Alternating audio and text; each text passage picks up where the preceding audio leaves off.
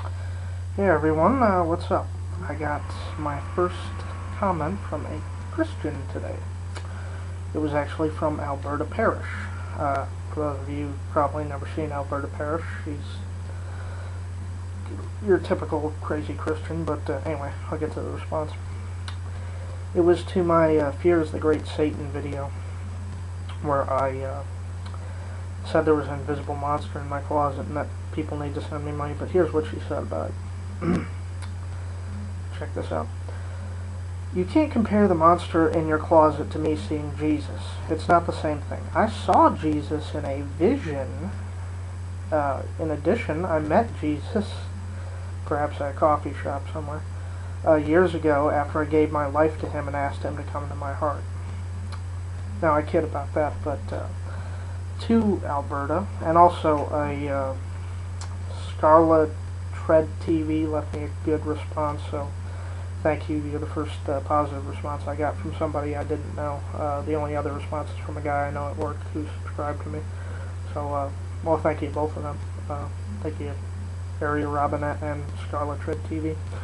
Anyway, to Alberta and her crazy vision quest.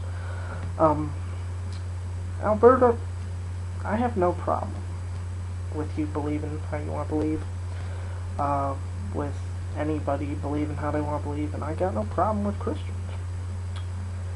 The ones I do have a problem with are people who try to control people through fear, alright?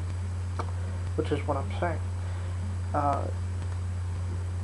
Marilyn Manson famously said that on the Bowling for Columbine DVD, which I believe I mentioned this before, but he basically said that politics is basically a campaign of fear and consumption.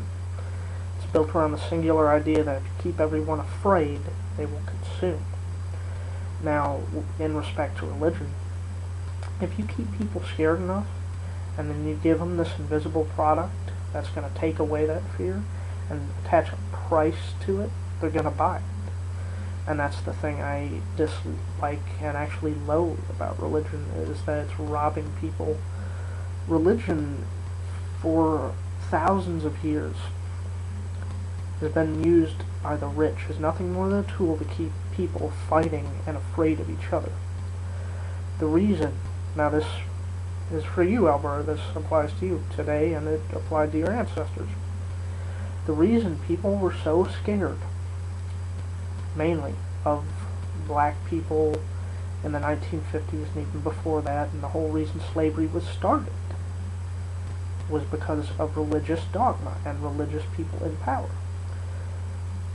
It's in the Bible that if a Christian, godly person goes to a foreign land and there's somebody there who does not speak their language and does not look like them, believe how they do, it is their right as godly Christians to enslave that person. This was one of the justifications for slavery.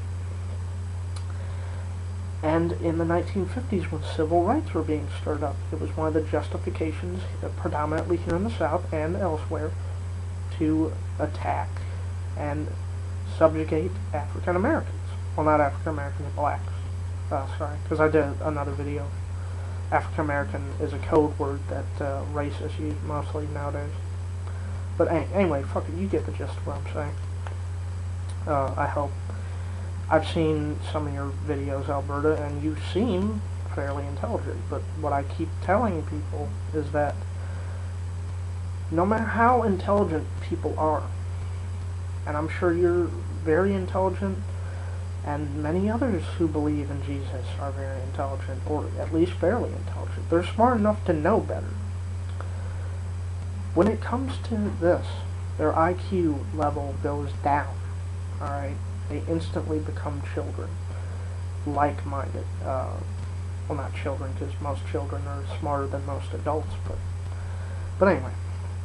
Their IQ goes so low that they can believe that there is a Jesus. Religion has adults, fucking adults, convinced that there's an invisible man in the sky, living in the fucking clouds, and that he watches everything you do every day.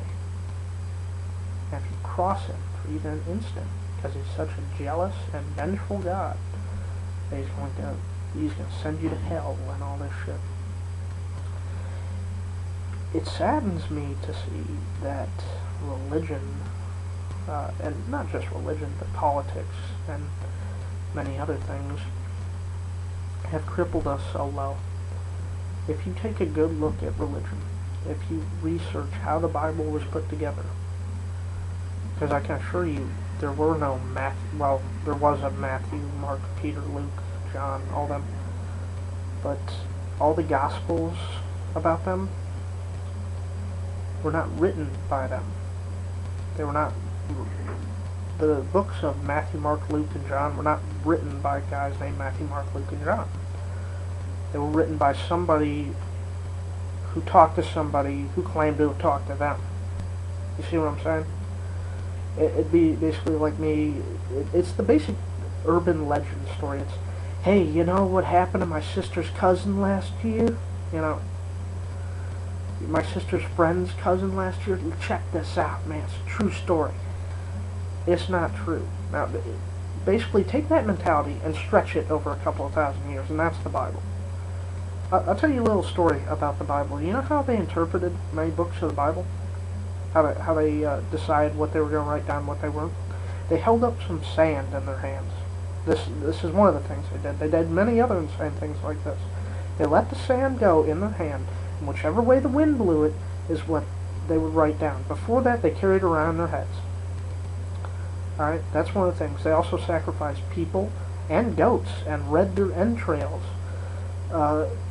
Well, goats and people, I meant to emphasize goats, but they read their entrails to interpret what they were going to say, how it was going to be written down. One of the things that, if you know anything about the telling of the Bible and how it was put together, the Book of Apocrypha, all about many books that were left, or were all the books that were left out of the Bible. They put this rule together that anything that made Jesus appear human and not a god or divine, throw it out. It's not in there, you know. There are many, many, many other stories about Jesus that were left out of the Bible that paint Jesus as in a much darker tone than the Bible originally did. But when I was a Christian, I didn't know anything of this. I wasn't supposed to know anything about this. Because if I did, you're damn skippy, I wouldn't have followed it. And when I found out about it, I wish I would have found out about it sooner, but as soon as I did find out about it, I stopped going. The Bible is a tool to keep us all fighting with each other. Alright? We're fighting over stupid bullshit that doesn't matter. I'm black. You're white. I'm a Democrat. You're a Republican. You're rich. I'm poor. You know, it's all a tool to keep us fighting with each other so all the men in power can make off with all the fucking money. It's a small, slight trick, just happens to work, as George Carlin said. While we're fighting over all this, over what Jesus said or what he didn't say, or if he is real or if he isn't, I don't care. While we're all fighting about this, there's walls being built around us. Alright?